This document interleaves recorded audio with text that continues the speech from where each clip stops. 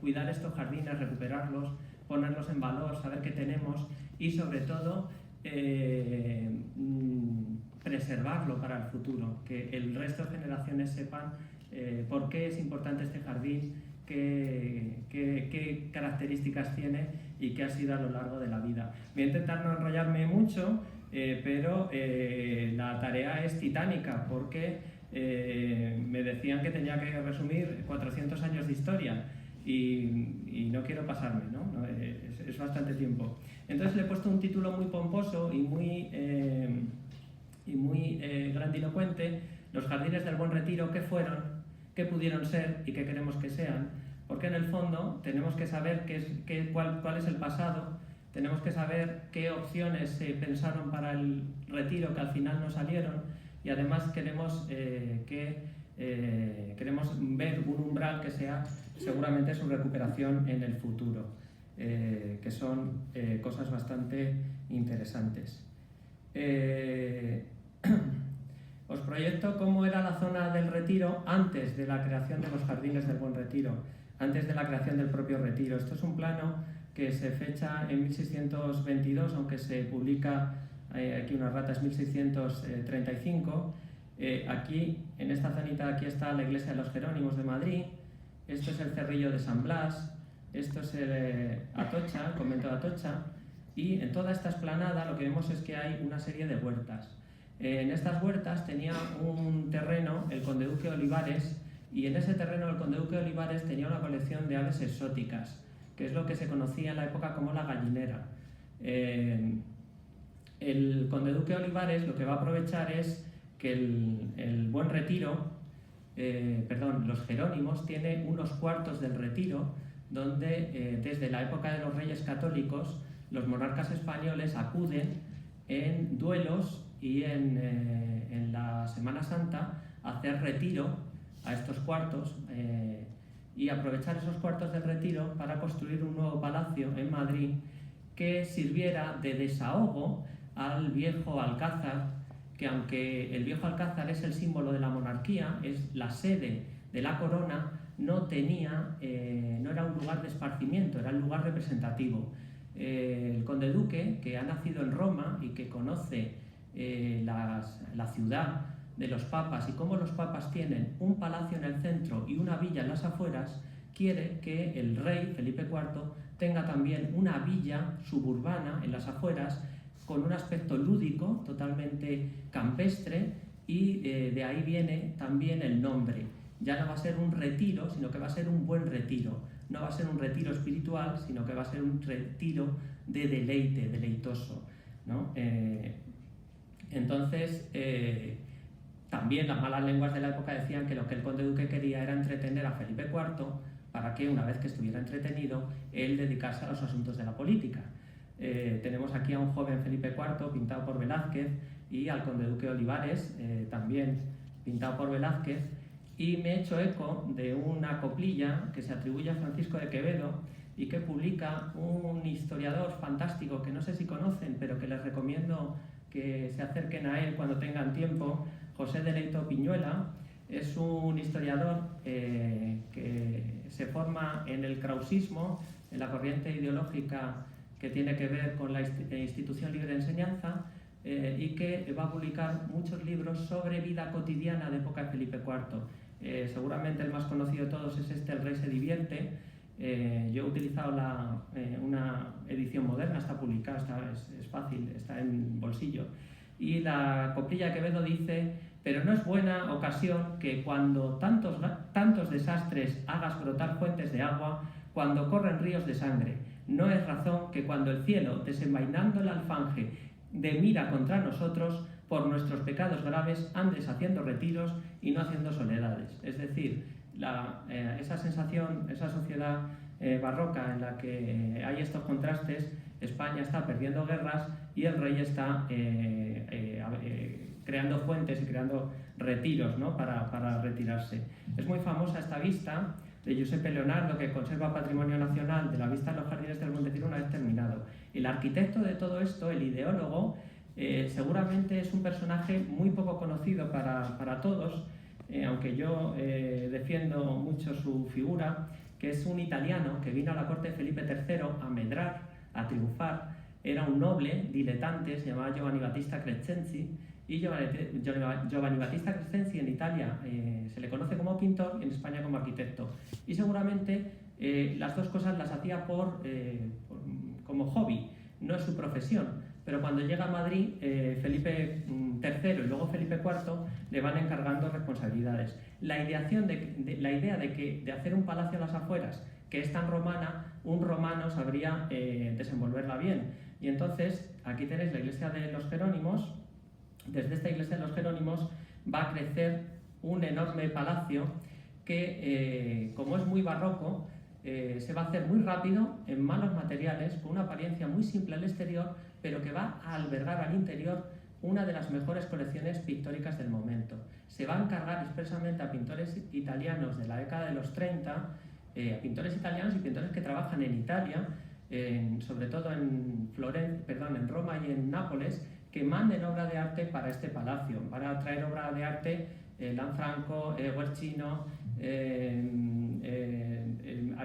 Artemisia Gentileschi, mandará obra de arte también Poussin y Claudio de Lorena, ¿no? Entre otros.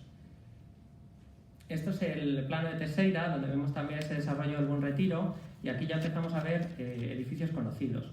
Están los Jerónimos, este sería la zona donde está el actual Salón de Reinos, que creemos que se va a empezar a rehabilitar pronto. Este es el casón del Buen Retiro.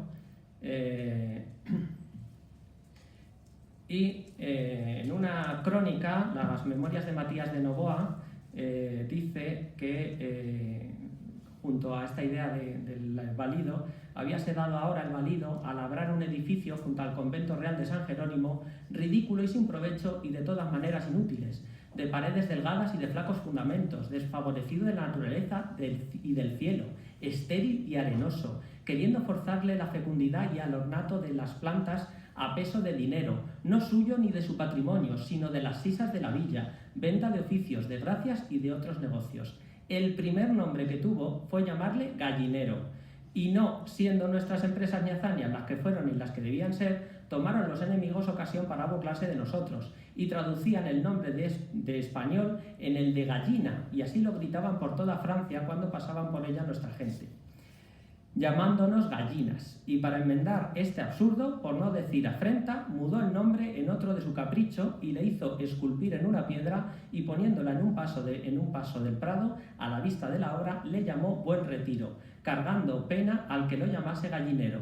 Andaban más hombres en esta obra y más instrumentos que en lo de la torre de Babilonia, pero todo eran tapias, murmurábase este exceso en la corte y en todos los reinos de la monarquía. Dejo ahora a la plebe que aún esta discurre sin talento ni consideración, sino entre los políticos y letrados y los hombres de más gravedad y peso, y decían que cuanto se pedían las haciendas a los vasallos se salaba por aquí el caudal, ¿no? Es decir, la imagen que tuvo el Buen Retiro desde el principio es una imagen muy negativa, porque se veía como algo excesivo, un gasto excesivo para la ciudad de Madrid. Lo más importante era que, fijaos el cambio, desde esa iglesia de los Jerónimos en 1620 a cómo está con el enorme jardín en 1656, que es cuando se hace el plano de Teixeira, aquí en una versión coloreada, con los elementos que ya podemos ver, la forma actual que tiene el parque y algunos elementos como su estanque grande que aún perviven, la fuente ochavada. Ahora vamos a ir viendo algunos de estos elementos. Decía Novoa que las tierras del Buen Retiro eran tierras malas para el cultivo, y que se había conseguido un vergel a base de dinero, es decir, a base de llevar agua y a base de plantar sin mucho, ¿no? Es decir, con mucho gasto y con poco aprovechamiento. Aquí tenéis unos planos de un arquitecto francés, Robert Decot, pero que a mí me sirven para ver cómo es este primitivo palacio. Desde la iglesia de los Jerónimos se crea un primer cuarto aquí, que era ese cuarto del Retiro, la galería del Príncipe, el patio del Caballo, que ahora vamos a ver, es donde estaba la estatua ecuestre de Felipe IV, que hoy en día está en la plaza de Oriente, en el palacio, y luego, se me ha ido. Y luego estaba el gran cuadrado donde está el casón, que es lo que subsiste, junto con el Salón del Trono, actual Salón de Reinos, que saben que se ha adscrito al Museo del Prado y que en teoría se va a rehabilitar en una obra que firma, entre otros, Norman Foster. Aquí tenemos esos jardines, tal como van a estar durante todo el siglo XVII. Si vuelvo a la vista de Leonardo, lo que tiene enmarcado con ese círculo rojo era la primitiva gallinera, la primitiva colección de aves exóticas del conde duque Olivares, que inicia este palacio en la década de 1630 y que luego al final se acabó quitando porque daba ese mal nombre, llamaban gallinas a los soldados españoles cuando pasaban por Francia, había que quitar las gallinas de allí y poner otras cosas. Aquí tienen otra de las cosas interesantes de este palacio. En los jardines no solo se van a colocar estas plantaciones, sino que se van a construir lo que la documentación de la época llama ermitas, y en teoría se supone que es una influencia del viaje que hace a Cataluña Felipe IV, que va a Montserrat y ve las ermitas que tenían unos ermitaños en la montaña de Montserrat alrededor del monasterio.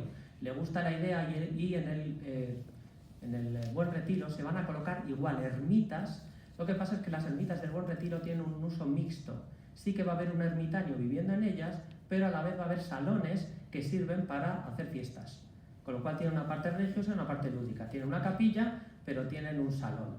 Y todo eso rodeado de jardines, ¿no? El jardín es el gran protagonista de este palacio del Buen Retiro. Aquí está señalado la ermita de San Pablo, y aquí estaba la fuente ochavada y el famoso jardín ochavado del Buen Retiro. Y la que señalo allá al fondo era la famosa ermita de San Antonio de los Portugueses, que era una ermita a la que se podía acudir navegando en góndola desde el Estanque Grande.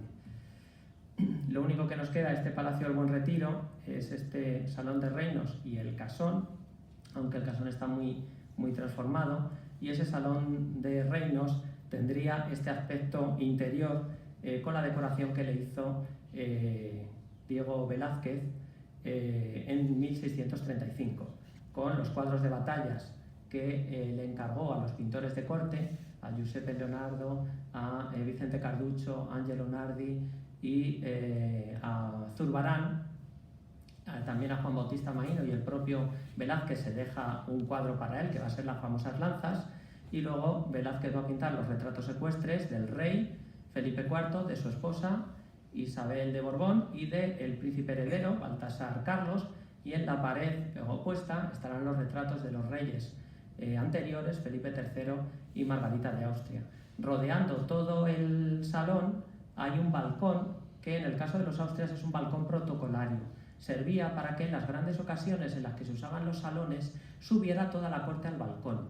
En la sala del trono solo estaba el rey y la familia del rey, y el resto de la corte se subía al balcón, y el objeto era verle la cara al rey. Si había una representación teatral, lo mejor que te podía pasar era estar justo enfrente del rey, donde no veías la representación teatral, pero veías la obra por la cara del rey.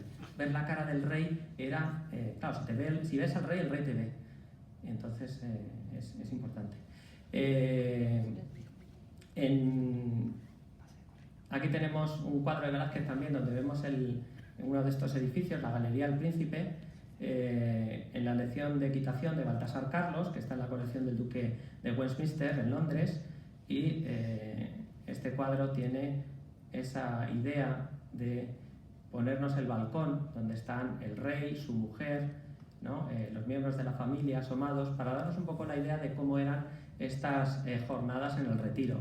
Eran jornadas en las que los reyes acudían allí, hacían la celebración, la fiesta o el acto que fuera y volvían a dormir al Alcázar. No se pernoctaba normalmente en el Buen Retiro. El Buen Retiro era solo el lugar de fiesta. Esa misma galería, el Jardín del Caballo, en un magnífico dibujo de Domingo de Aguirre que guarda la Biblioteca Nacional aquí en Madrid, y nos hace también darnos cuenta de otra idea que actualmente es muy difícil de ver en el Retiro. Estos jardines iban todos tapiados y cerrados, y eran jardines con sus puertas con sus tapias, de tal manera que no se veía el siguiente jardín. Iban todos con su propia cerca, por eso Matías Novoa decía que solo construían cercas. Iban todos cerraditos porque se jugaba mucho en la jardinería de este momento a que no se viera, a jugar a la sorpresa, a pasar una puerta y encontrarte un túnel verde, ¿no? Con una enorme pérgola. Esa enorme pérgola no te permitía ver nada más que luz al final, y al final te encontrabas una fuente, y de ahí te salía otro camino donde te llevaba una ermita, y la ermita te llevaba al estanque, pero no podías anticipar a qué lugar ibas a llegar porque no se veía. Aquí tiene el famoso caballo de Felipe IV, esculpido por Pietro Tacca, un escultor italiano, florentino, y que actualmente está en la Plaza Oriente, pero que estaba en el Jardín del Caballo del Buen Retiro. Este caballo también estuvo durante un tiempo aquí en el Parque del Retiro, durante todo el siglo XIX, hasta que se llevó a la Plaza de Oriente. En época de Isabel II estuvo colocado donde está actualmente el monumento al general Martínez Campos, que es otro caballo, es decir, cambió un caballo por otro caballo. Para hacernos una idea de cómo serían estos jardines primitivos, les traigo aquí el Jardín del Príncipe del Palacio de Aranjuez, que es la parte más antigua del Palacio de Aranjuez, y sería algo parecido a esto. Parterres muy bajitos, con box recortado, de formas cuadrangulares, ¿no? Fuentes en los cruceros y un muro con nichos, esculturas que te impide ver qué hay al otro lado, ¿no?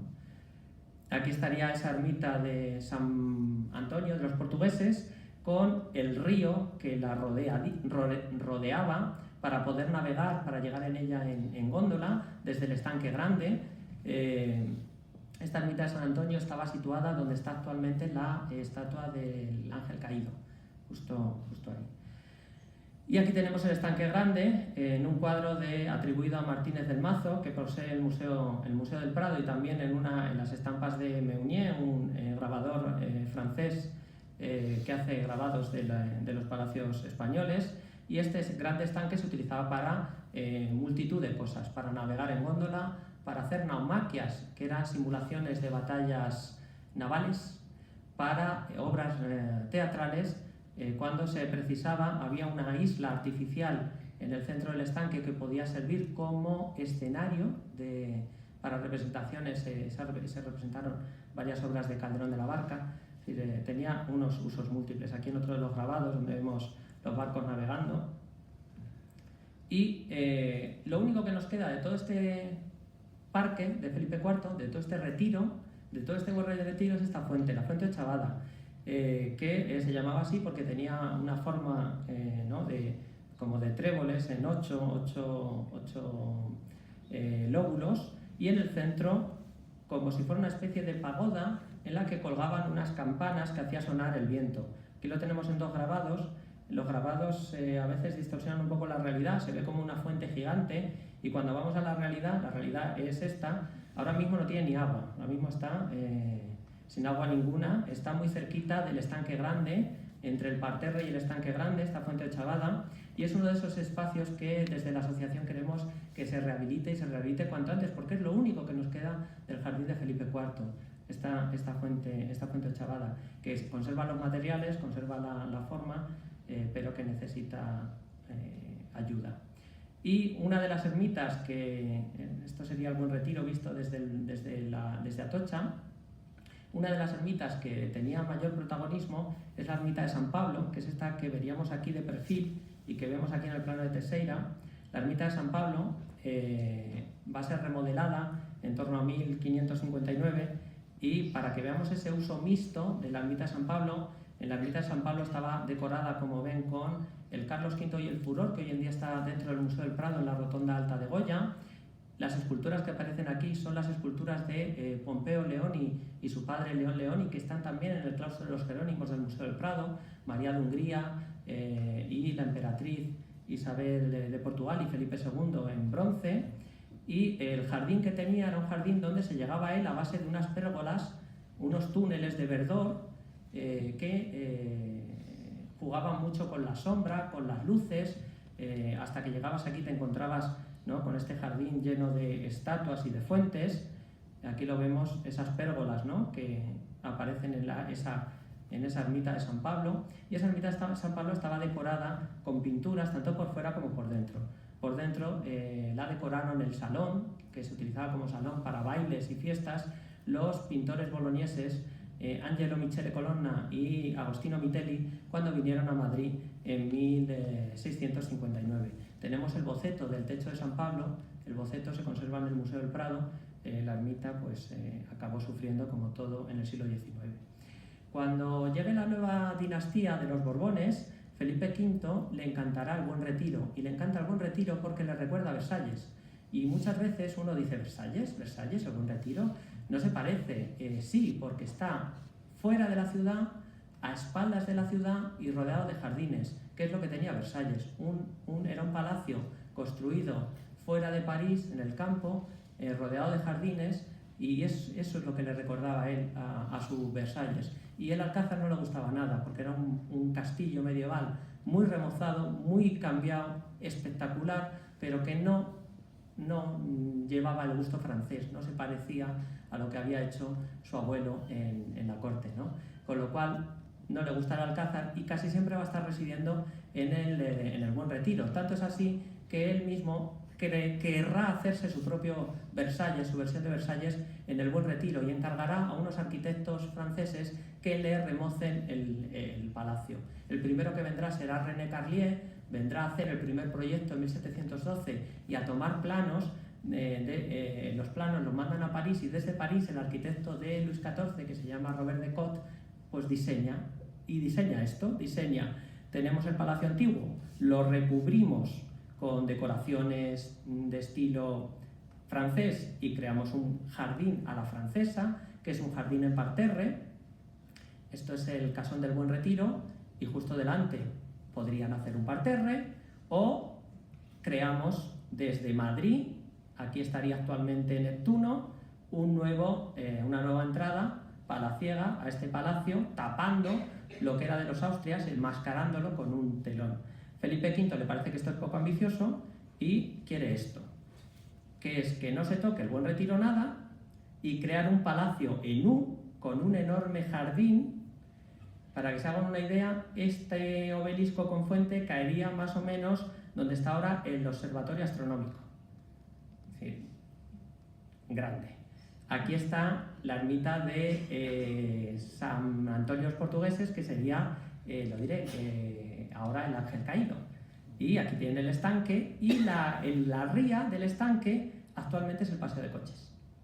Es decir, se conserva el trazado tal cual. Lo que es el paseo de coches en la parte recta era la ría del estanque de Felipe IV.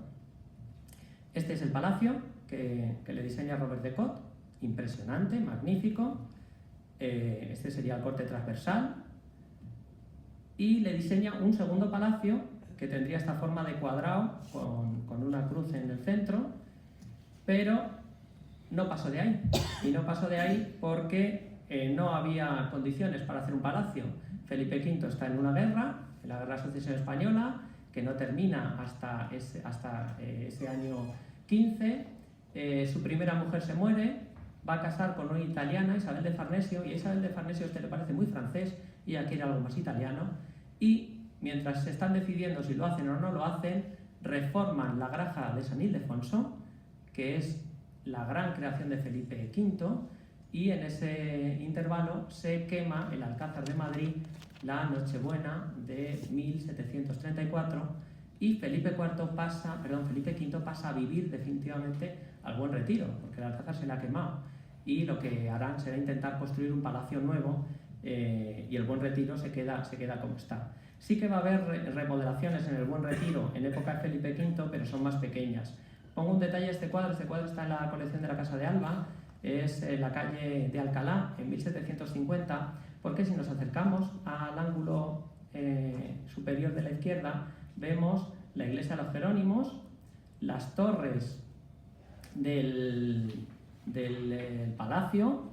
Esto que sobresale por aquí es el casón del Buen Retiro, esto que sobresale por aquí sería el Coliseo del Buen Retiro, el teatro, que era seguramente el edificio más importante, y aquí tenemos un edificio blanco, que son los cuartos que se construyen para el cardenal infante Antonio Luis de Borbón, que se los va a hacer un arquitecto italiano, se llama Virgilio Ravaglio, que trabaja a las órdenes de Giacomo Bonavia. Le van a encargar a Jacopo Bonavia y a Virgilio Ravaglio que les decoren todo el interior del Retiro, y los Borbones lo van a estar redecorando constantemente. Este jardín, porque tenía un jardín, era un palacio y jardín, se le va a conocer desde entonces como Jardín de Francia, ¿no? La reforma se hace en torno a 1700, voy a decir la fecha de memoria, 47, que es cuando está a punto de morir Felipe V y el cardenal infante tiene 15 años, con lo cual le tienen que independizar, tienen que hacer unos apartamentos para él porque no podía seguir viviendo con el resto de infantes. Os he señalado aquí porque aparece ya el otro vestigio que nos queda del Buen Retiro de los Austrias, que es la que actualmente se llama, mal llamada, Puerta de Felipe IV, enfrente del Casón del Buen Retiro.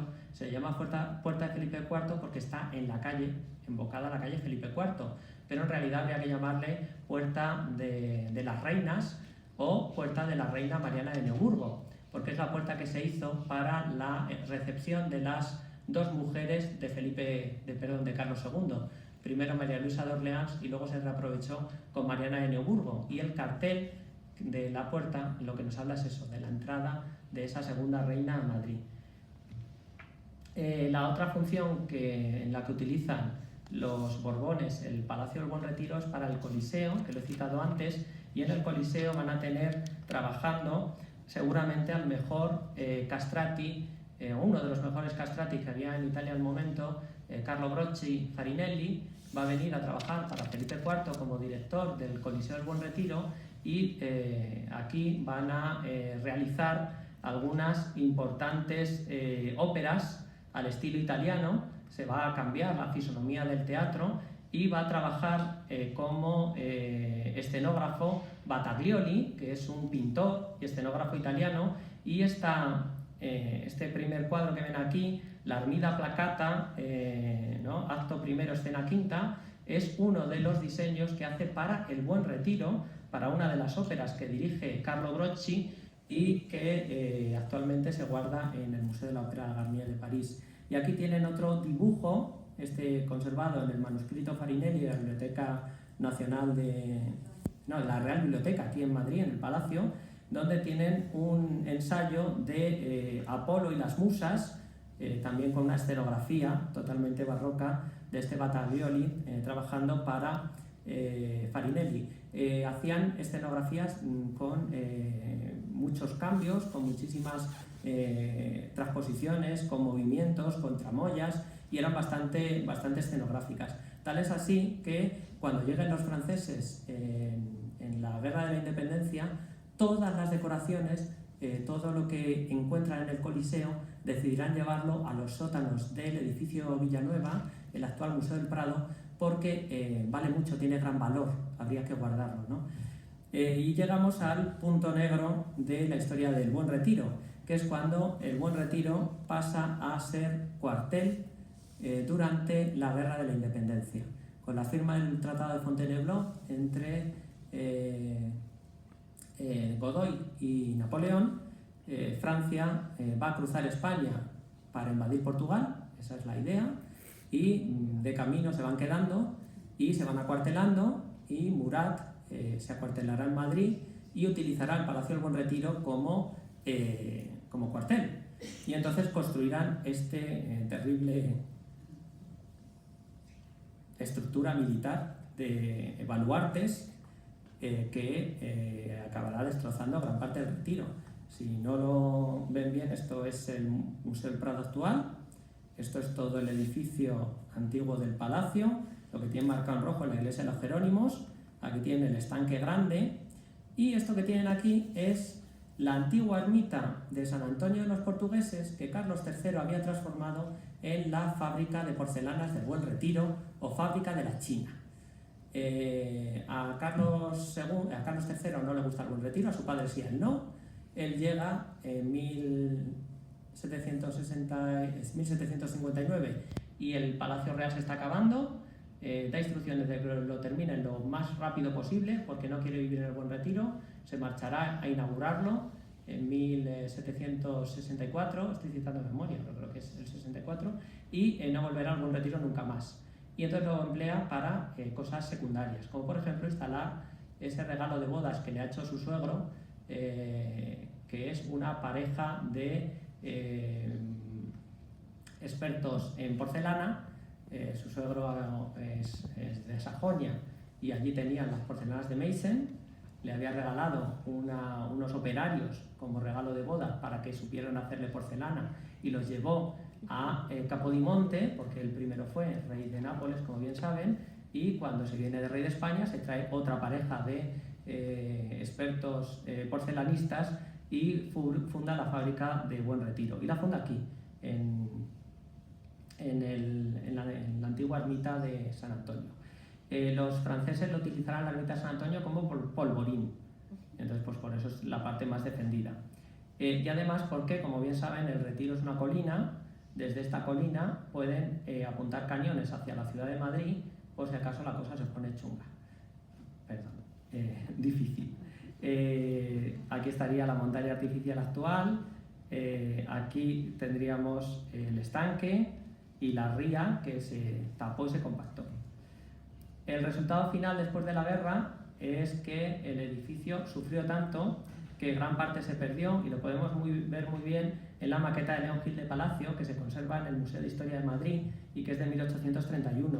León Gil de Palacio era topógrafo de la Real Compañía Topográfica, ¿no?, que tenía su sede en el Buen Retiro, y entonces es en el Buen Retiro donde hacen esta maqueta.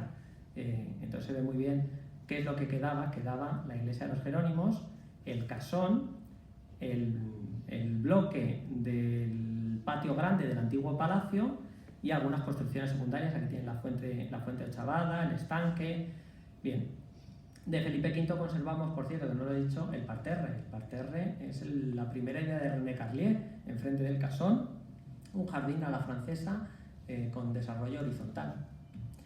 Y este dibujo que he encontrado de Georges Vivian, vista de Madrid desde los jardines de Buen Retiro entre 1833 y 1837, que me ha parecido fantástico porque esto es la trasera de los Jerónimos, esto sería la puerta de Mariana de Neuburgo, esto sería el resto del Palacio del Buen Retiro y las cercas que quedaban todavía de los jardines, es decir, que todavía se conservaban cerca de los jardines, pero se ve todo ya como un poquito abandonado, y detrás la vista de la ciudad de Madrid. Y Isidro Velázquez, el arquitecto de Fernando VII, cuando llega, Fernando VII manda a hacer diferentes estudios o diferentes informes de cómo está todo el palacio y cómo están los jardines. He recogido una cita del informe que hace en 1825 el arquitecto, y dice: la línea de habitaciones adyacentes a la iglesia del Real Sitio del Buen Retiro, y más particularmente la línea de habitaciones adyacentes a la iglesia, palacio, salón de reinos y habitación que fue de Betancourt, y encuentro que todos estos puntos y otros varios se hallan en un estado deplorable y ruinoso a causa del abandono en que yacen, y que para contener la próxima ruina que amenazan se hace indispensable que se verifique su precisa y pronta reparación. Bueno, esa reparación no llegó nunca, y entonces el Buen Retiro pues va a ir perdiendo estos edificios, pero muy poquito a poco, más despacio de lo que la gente piensa. Esto es un boceto, un cuadro que iba a hacer Eduardo Rosales, y voy a hacerlo para festejar la entrada en Madrid del rey Amadeo I de Saboya, después de la Revolución Gloriosa, esa Revolución Gloriosa que nos ha citado nuestro presidente y que nos dio a Madrid y a los madrileños la posibilidad de que el Parque del Retiro fuera eso, un parque municipal. Se buscó a un rey, vino ese rey, pero Rosales creo que fue un poco lento, y cuando tenía el cuadro a medio bocetar, el rey se marchó y el cuadro se terminó, claro. Saben que Amadeo Saboya estuvo 2 años y poco en el trono. El cuadro me gusta mucho porque bueno, se ve muy bien el edificio Villanueva, el Museo del Prado, cuando la puerta de Goya solo era una y era alta, la iglesia de los Jerónimos, que ya la han colocado los 2 campanarios que diseñó Narciso Pascual y Colomer. Aquí vemos la puerta que yo llamo de Mariana de Neuburgo, aunque los planos digan Felipe IV, y aquí tenemos a nuestro querido dios Neptuno que miraba a Cibeles porque todavía se querían. Luego vino el progreso y los separó. Y los equipos de fútbol también.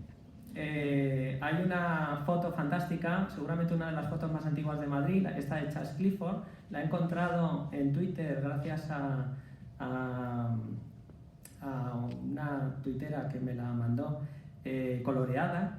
Yo la tenía en blanco y negro, entonces cambié el PowerPoint porque coloreada me gustó mucho más. He buscado solo el detalle del fondo, donde vemos que se corresponde muy bien a ese cuadro de Rosales, el Museo del Prado, la iglesia de los Jerónimos, cuando se estaba construyendo los campanarios estos, la puerta de Mariana de Neuburgo, el casón del Buen Retiro y las dependencias del antiguo palacio, y es bastante más de lo que queda hoy en día.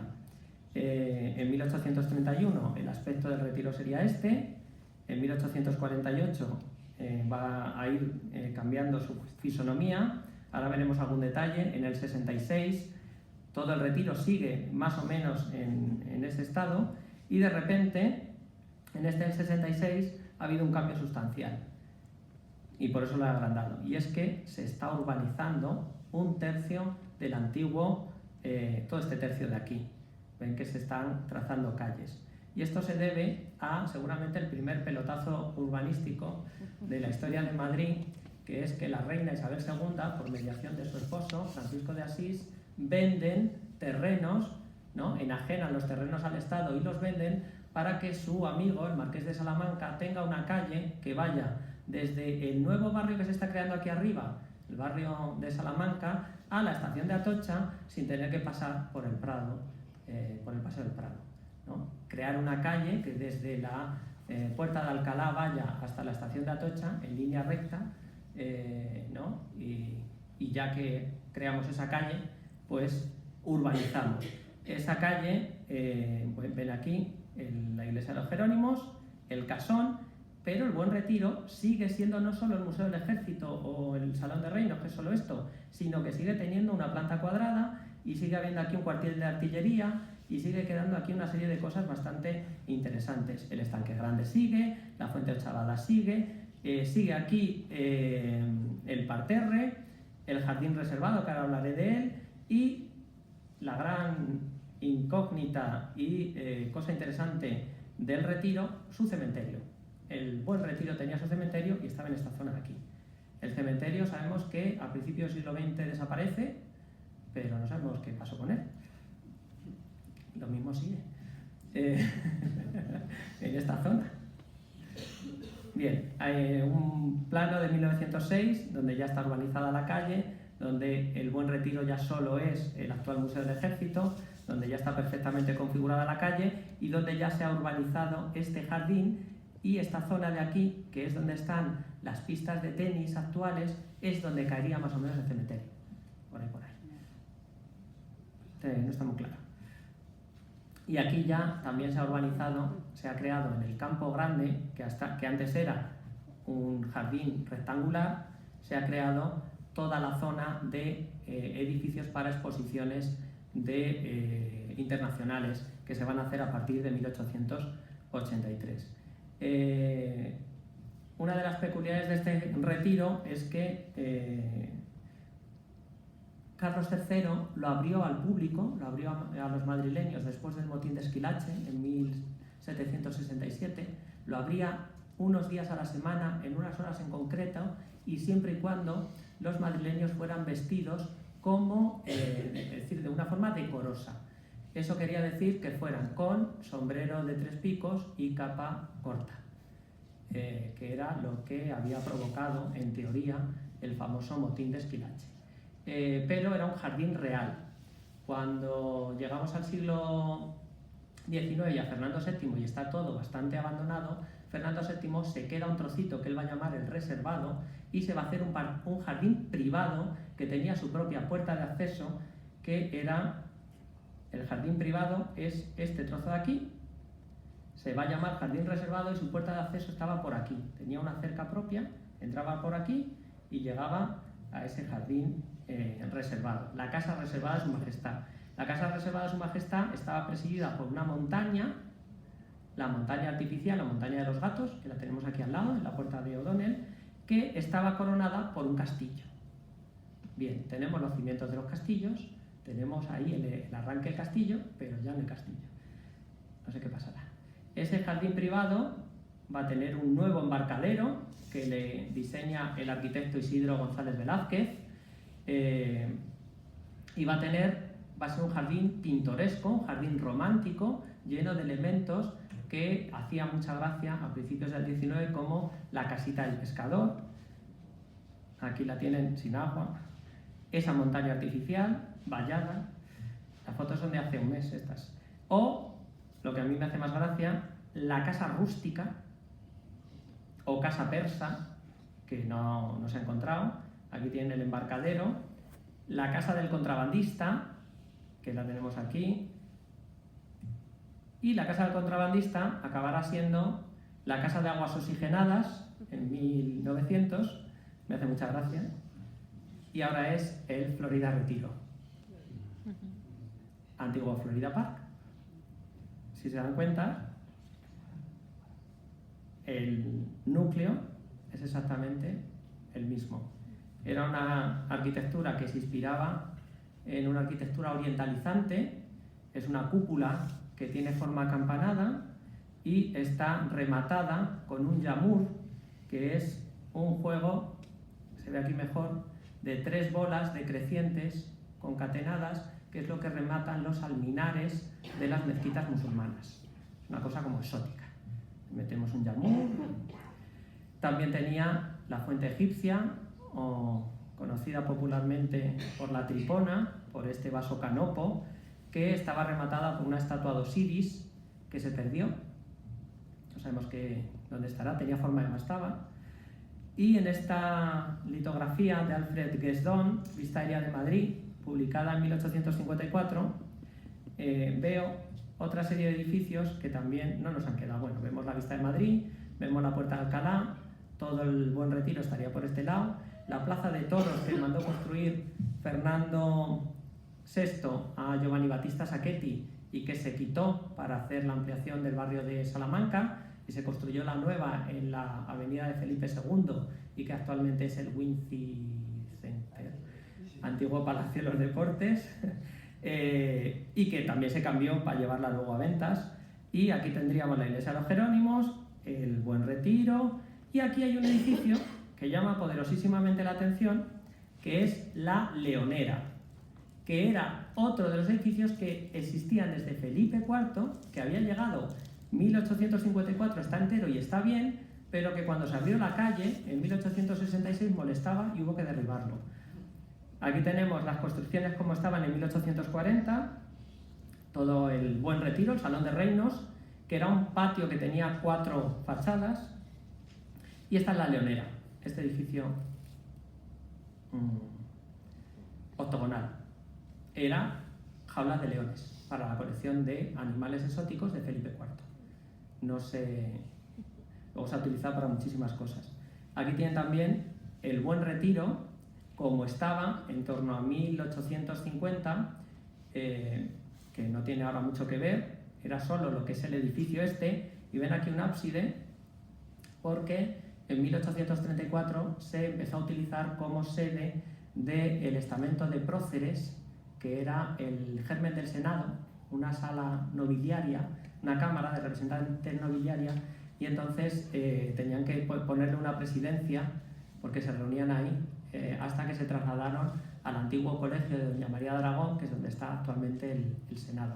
Es decir, que el Casón del Buen Retiro ha sido el germen del Senado actual, la Cámara de Próceres según el Estatuto Real de 1834. Y también se conservaba hasta mediados del siglo XIX una de las antiguas ermitas, la ermita de San Juan, transformada en un edificio de usos militares. La parte que quedaba del siglo XVII es esta. Y simplemente se había ido añadiendo, se le había ido cambiando y luego se tiró. Con motivo de la creación del nuevo barrio, hubo proyectos que se desecharon, como este de Juan de Madrazo, para crear una reforma de los Jerónimos, la zona de los Jerónimos. Lo proyecto porque me parece muy curioso. Si nos acercamos a él, Madrazo pensó que los Jerónimos tenían que tener esta forma, con el claustro detrás y el casón tapado con una serie como de tejadillos neogóticos, ¿no? Una arquitectura como de casi de cuento, ¿no? Neogótica de cuento. Aquí vemos muy bien el parterre, que lo conservaría, y esto sería la calle Alfonso XII, tal cual, ¿no? Un proyecto que no se llegó a hacer. Y al final el Salón de Reinos quedó así, quedó convertido en una línea, museo de artillería, desde el principio del siglo XX. El otro impulso al Parque del Retiro va a ser la construcción de los pabellones expositivos, sobre todo por la exposición de minería de 1883, en la cual el arquitecto Ricardo Velázquez Bosco idea este pabellón para exposiciones, que conocemos con el nombre de Pabellón de Velázquez y que ahora pertenece al Museo Reina Sofía. Pero no solo se construyó eso, se construyó, por ejemplo, este pabellón real, que estaba en lo que es la cascada del estanquito que hay enfrente del Palacio de Cristal, justo ahí, encima de la cascada. Es decir, esta sería la cascada y este es el estanque del Palacio de Cristal. Pues ahí estaría este pabellón, que era un pabellón neoárabe, hecho en hierro y materiales industriales del 19. Aquí tenemos los detalles del pabellón de Velázquez Bosco.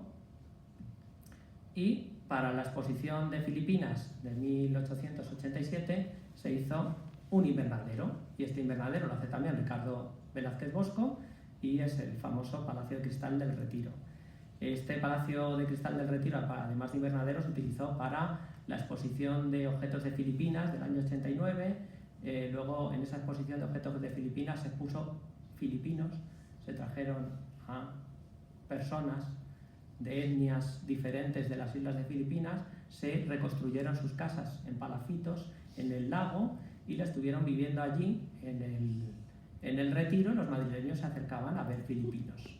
Un día la reina madre, porque es durante la minoría de edad de Alfonso XIII, la reina María Cristina pasó por allí y les preguntó que si eran cristianos, pues o no supieron contestarles o les dijeron que no, y decidió bautizarlos a todos, y ella se fue la madrina y les llamó a todos Cristino.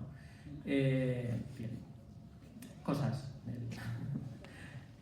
bastante curiosas. Y la última gran intervención del Retiro va a ser la construcción del monumento a Alfonso XII a principios del siglo XX, y realizada fundamentalmente por artistas, escultores catalanes, ¿no? Miquel Blay es uno de los que trabaja, Benlliure, que hace el caballo, Querol, que hace también algunas de las esculturas. Como bien saben, es una auténtica, otro de los emblemas del Retiro. Y nos decía nuestro presidente al principio que una de nuestras reivindicaciones es el Castillo del Retiro. Este Castillo del Retiro tenía este aspecto en 1900. Este Castillo del Retiro tiene tres peculiaridades. Primera, que era muy curioso, ¿no? Era un castillo. Segunda, que es el primer telégrafo óptico que se construyó en España. Se mandaban mensajes con otra torre de similares características que había en Arganda y otra creo que en Aranjuez, y se transferían las órdenes mediante espejos que daban luces. Duró un par de años como telégrafo óptico porque llegó la luz y lo pasaron a telégrafo normal. Y a principios del siglo XX se convirtió en instituto meteorológico. Y estas fotos que hace Armicis las hace porque él es miembro del Instituto Meteorológico. El castillo estaba cedido al Ministerio de Fomento, que en teoría es el que actualmente tendría que velar por su conservación, y su aspecto actual es este. Esta foto es de hace un mes, 2 meses como mucho. Ha perdido las almenas. Esta torre de aquí es exactamente esta, y esta ventana circular se supone que es esta. Nada que ver. Ha perdido las almenas, ha perdido las decoraciones, ha perdido las ventanas, está también cerrado. Hay un estupendo cartel, más o menos aquí, que dice que hay un presupuesto y que van a empezar unas obras, pero no pone fechas. Será para despistar. Y quiero terminar con una pequeña reivindicación personal. el Salón de Reinos, como bien saben, ha sido cedido al Museo del Prado para convertirlo en parte de ese Museo del Prado, y ha hecho un diseño, que sería este de aquí, un grupo de arquitectos españoles en el que colaboraba también Foster. Como Foster es el famoso, el pobre español, nunca me acuerdo de su nombre. El Salón de Reinos es esto. Aquí colgaban los cuadros de batallas, incluidas las lanzas. Aquí, debajo de las ventanas, colgaban los 12 trabajos de Hércules de Zurbarán. Aquí venía el balcón. Y esto es lo último que han estado haciendo allí: quemar pólvora. No sé yo si es muy buena idea que venga un señor llamado Wao Qian a quemar pólvora en un salón histórico, que digo yo que no hay naves industriales que puedan acoger polvoradas de estas, pero bueno, tenía que impregnarse de la pintura de los maestros españoles. Y este salón, entrando por esta puerta, entraríamos a esta sala, la sala árabe. Y esta sala árabe, que es una sala que se hace a principios del siglo XX, cuando se acondiciona este edificio para ser museo del ejército, museo de artillería, y que se hace para colocar la colección de armas musulmanas que tenía el museo en estilo neoárabe, pues vendría a estar aquí. Y en el proyecto actual esto es un vacío. Y entonces, una de dos: si se hace Foster, no hay sala árabe; si se deja sala árabe, no hay Foster. Yo considero que esta sala tiene que conservarse, porque es parte inherente al edificio, pero es mi opinión personal. Luego, otros dirán que, total, que esto es un pastiche de principios del 20, pero, bueno, también sería un pastiche los salones de Isabel II en un palacio de Felipe II, o los salones de Felipe V en un palacio, ¿no?, de Carlos V.